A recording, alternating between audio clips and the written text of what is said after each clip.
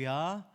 저는 여러분과 함께 시편 122편을 통하여서 하나님이 기뻐하시는 교회라는 제목으로 하나님 말씀 증거하도록 하겠습니다. 오늘 주일은 우리 활력교회가 이 북구 땅에 세워진 지 1년이 되었습니다. 한 해 동안 주님께서 지켜주신 그 은혜를 감사하고 또 앞으로도 하나님께서 맡겨진 그 귀한 사명을 잘 감당할 수 있는 우리 믿음의 공동체 되길 주님의 이름으로 축복합니다. 우리 울산에는 유명한 축구팀이 있습니다. 어느 팀입니까? 울산 현대에서 울산 HD팀으로 바뀌었습니다. 특별히 올해는 4연패를 하려고 단단히 준비 중인데 혹시 여러분들 문수 경기장 가보셨습니까? 문수 경기장에 저도 작년에 가봤는데 경기가 시작되기 전에 이미 수많은 사람들이 모여서 팀을 응원하고 또 경기가 시작되기 전에 주차할 공간이 없어서 도로 주변에 경찰들이 배치되어서 도로에 무단 주차를 할 수 있도록 그렇게 허용을 해줍니다. 그리고 경기가 이기게 되면 그야말로 사람들이 집에 갈 생각을 안 합니다. 거기서 축제가 열립니다. 저는 그 모습을 보면서 우리 교회도 이런 교회가 되었으면 좋겠다. 이런 모습이 참 아름답구나. 그것을 느꼈습니다. 하나님을 만나러 올 때 여러분 준비된 마음으로 일찍 와서 기도로 준비하고 예배 시간에 영과 진리로 주님께 예배하며 예배가 끝난 후에도 주님을 만나는 그 고백을 서로 나누면서 밤새도록 시간 가는 줄 모르게 하는 그 시간들, 그리고 주차할 공간이 없어서 인근 경찰들이 와서 에스코트 해주고 정말 기쁨과 감격이 넘치는 그런 교회가 되길 저는 꿈을 꿔봤습니다. 여러분, 우리 교회가 그런 교회 되길 주님의 이름으로 소망합니다. 오늘 우리가 읽은 시편 122편은 다윗이 지은 시입니다. 다윗이 예루살렘 성전에 올라가면서 기뻐했던 마음을 표현한 순례자의 노래입니다. 그의 기쁨 속에는 하나님이 거하시는 이 성전의 아름다움, 또 하나님의 백성이 함께 모이는 이 공동체의 축복, 그리고 하나님께서 다스리시는 이 공의로움에 대한 소망이 담겨있는 시입니다. 우리 교회가 1주년이 되는 우리 교회가 바로 하나님이 기뻐하시는 교회 되길 축복합니다. 그러면 우리가 하나님이 기뻐하시는 교회가 되기 위해서 어떤 교회가 되어야 되는지, 어떤 공동체가 되어야 하는지 오늘 말씀을 통해서 살펴보길 원합니다. 먼저 하나님이 기뻐하시는 교회가 되기 위해서는 말씀의 기쁨이 충만해야 한다는 겁니다. 말씀의 기쁨이 충만해야 한다.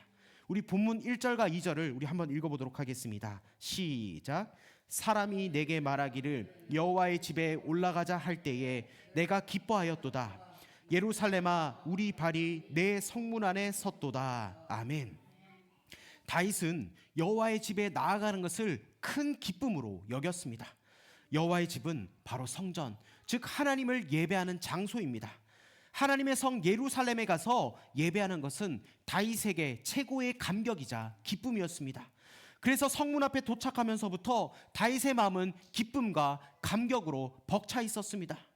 이것은 단순한 기쁨이 아니라 하나님을 만나러 가는 것 자체가 큰 감격과 즐거움이 되었음을 보여주고 있다는 겁니다. 여러분, 예배 가운데 하나님의 말씀이 우리의 심령에 각인되고 새겨질 때 하나님의 역사가 일어나게 된다는 겁니다. 우리 안에 말씀이 들어가야 믿음이 생기고, 말씀이 들어가야 믿음이 굳건해지고, 말씀이 들어가야 우리의 믿음이 성장한다는 겁니다.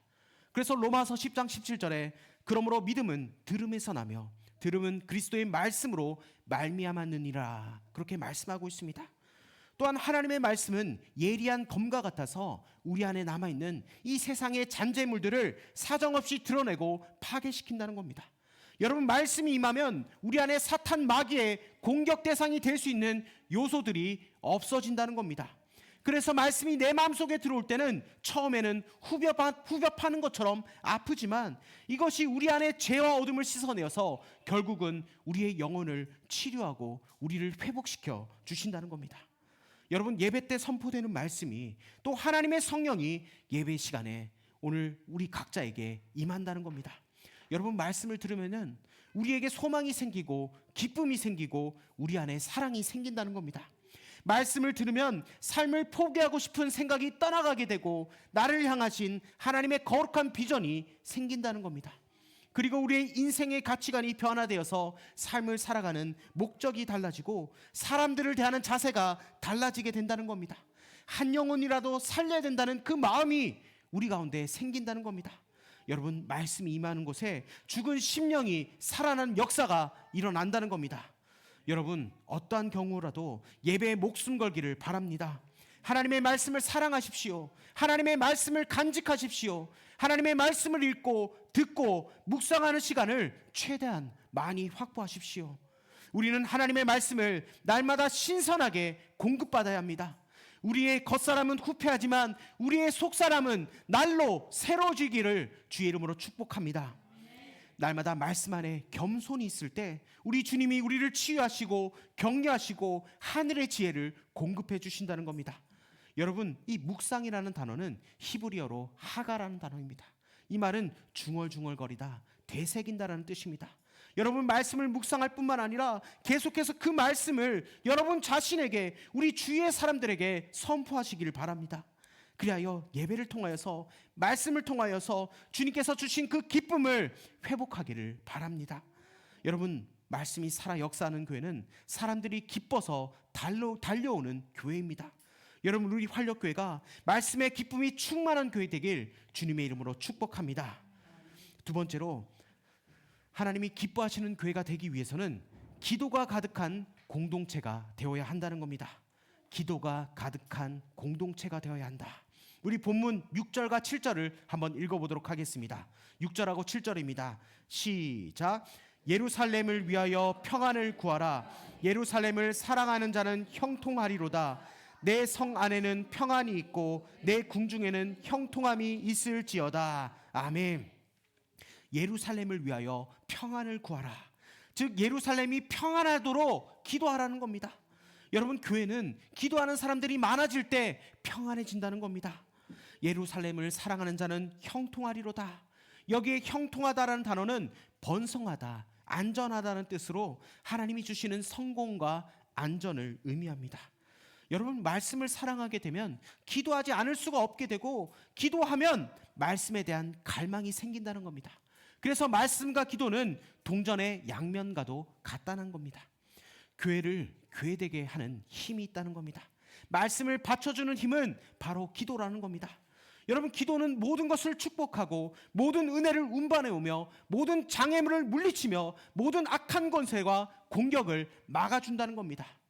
여러분, 우리가 인생을 살아오면서 얼마나 많은 고통의 순간이 기도에 의해서 축복으로 변하는지 모릅니다.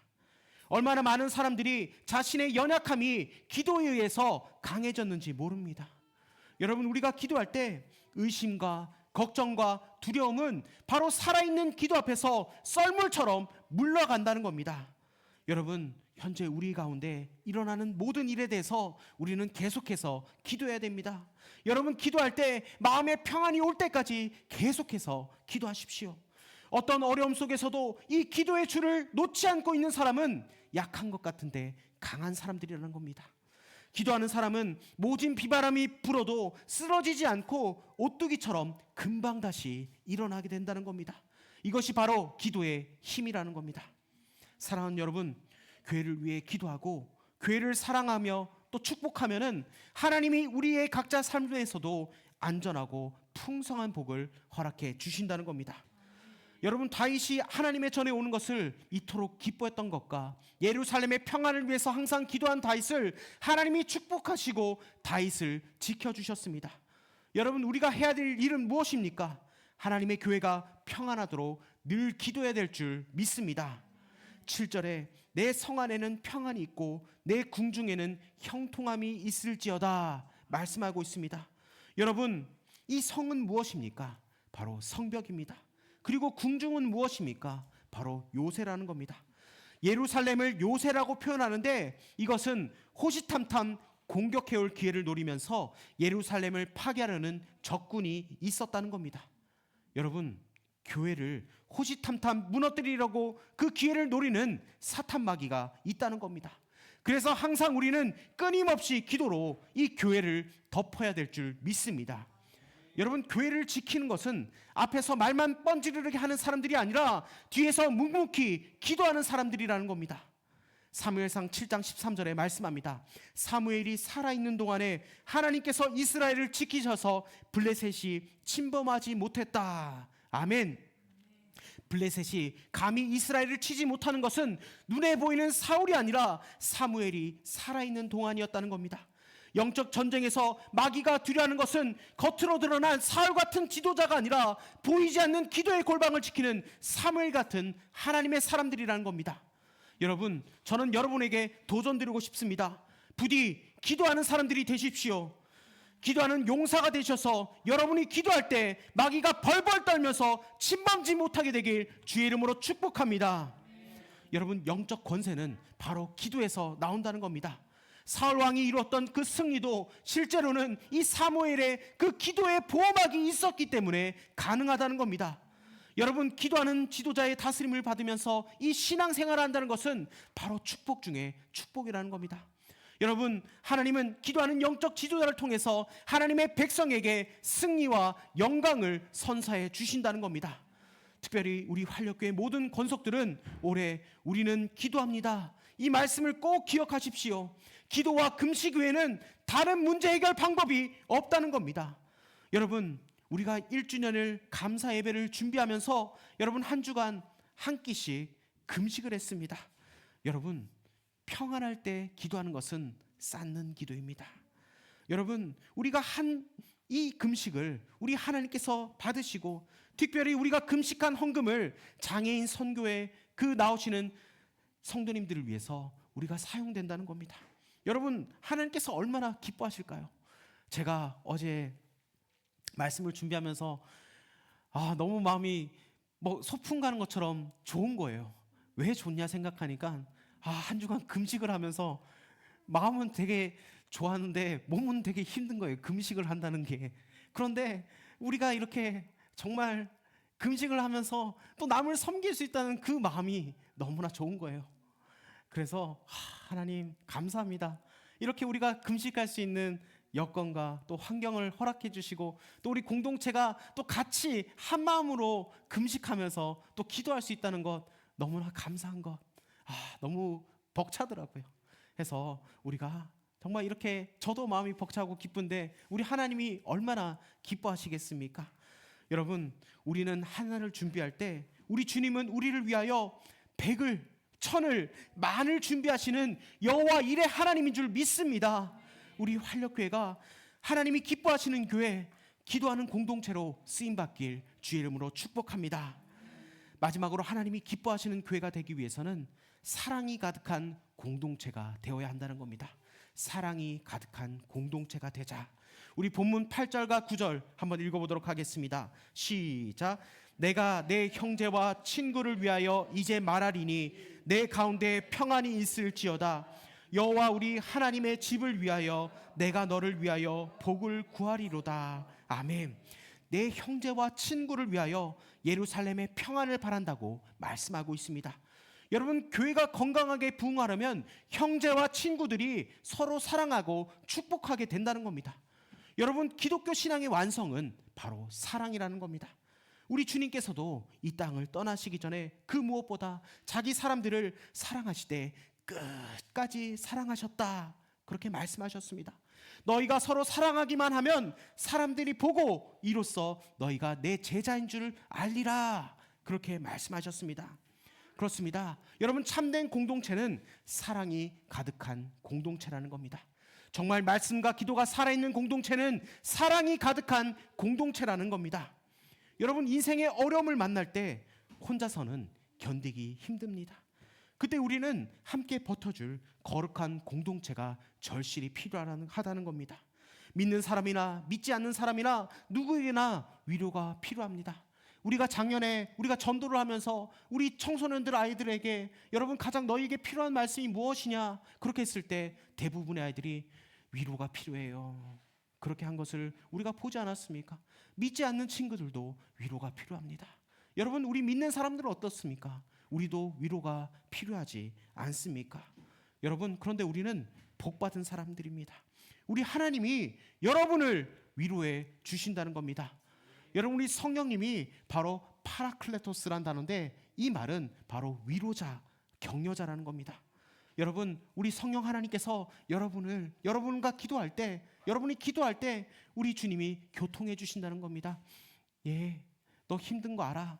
내가 너와 함께 할게. 내가 너의 손을 붙들어 줄게. 그래, 고생 많았어. 여러분, 사람은 잘 몰라요. 정말 표현하지 않으면 잘 모릅니다. 그런데 우리 하나님은 우리의 마음을 아시고 우리를 격려해 주시고 위로해 주신다는 겁니다. 여러분, 우리 부부가 정말 친하고 많이 교제하지만 여러분 잘 알까요? 모를까요? 네. 네, 잘 알 것 같지만 모릅니다. 그러나 우리 하나님은 너무나 우리를 잘 아시는 하나님이십니다. 그래서 여러분, 혹시나 뭐 부부싸움을 하더라도 먼저 하나님의 필터링을 받고 얘기를 하십시오. 뭐 서운한 거 있으면 바로 쏘아대지 마시고 하나님 앞에 기도하고 하나님께 나아가서 여러분 한번 필터링하고 하면은 우리 하나님은 우리를 격려해 주시고 위로해 주시니까 소망의 말이 나아갈 줄 믿습니다. 그래서 여러분의 말 한마디가 사람을 살리는 그런 역사가 일어나길 원합니다. 여러분, 그 위로가 우리 공동체에 부어졌다는 겁니다. 우리가 서로 기도하고 위로하고 축복할 때 여러분 얼마나 힘이 되고 격려가 됩니까? 우리가 함께 모여 있을 때 인생의 크고 작은 시련을 버텨낼 수 있는 힘을 우리 하나님께서 주신다는 겁니다. 여러분, 주님의 몸된 교회는 바로 예수님의 보혈로 맺어진 영적 가족이라는 겁니다. 예수님께서도 두세 사람이 내 이름으로 모인 곳에 내가 너희와 함께 있을 것이라고 말씀하셨습니다. 그래서 너희는 교회 공동체에 붙어 있으라, 그렇게 말씀하셨습니다. 여러분, 그래야지 영적 전쟁의 이 고단함을 이겨내면서 오래 버틸 수 있다는 겁니다. 여러분, 마귀는 항상 하나님과 우리 사이를 이간질하고 교회로부터 떨어져 나가게 만든다는 겁니다. 그러나 우리가 은혜 있는 공동체 안에 있으면 마귀가 절대로 공격할 수 없습니다. 그러기에 우리는 더욱더 기도하면서 서로 사랑하고 격려하며 나아갈 수 있는 주의 몸된 자녀 되길 축복합니다. 어떤 사람에게는 따뜻한 말 한마디로, 또 어떤 사람에게는 격려와 헌신의 박수로, 어떤 사람에게는 지혜로운 한마디로, 어떤 사람에게는 뜨거운 중보기도로, 어떤 사람에게는 진심을 담은 포옹을 해줄 수 있는 따뜻한 공동체, 우리 활력교회 공동체 되길 축복합니다.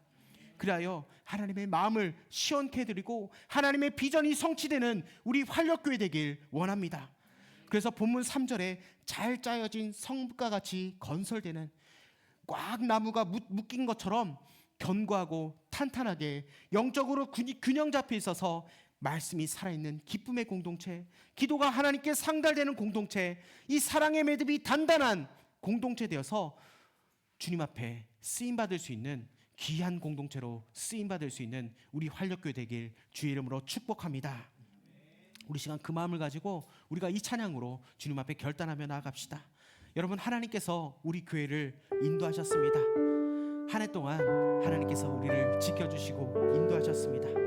여러분, 다윗이 성전에 올라가면서 여러분 얼마나 기뻤을까요?